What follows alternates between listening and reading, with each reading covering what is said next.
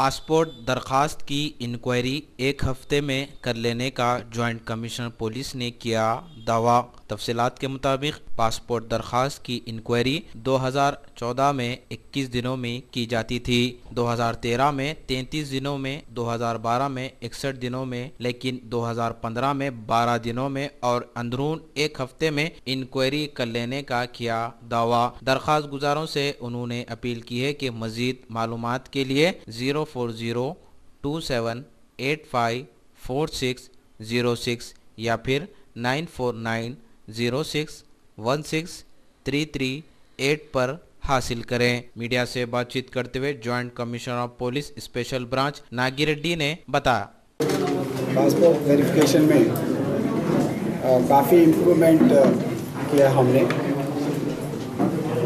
पिछले साल में एवरेज 21 डेज था 2014 में। 2013 में एवरेज वेरिफिकेशन टाइम 33 डेज था और 2012 में एवरेज वेरिफिकेशन 61 डेज था। लेकिन इस साल 12 दिन में हम वेरिफिकेशन कर चुके हैं आज तक। अगले हम एक हफ्ते में वेरिफिकेशन कर लेंगे। आज सिर्फ 52 वेरिफिकेशन पेंडिंग है हमारे पास।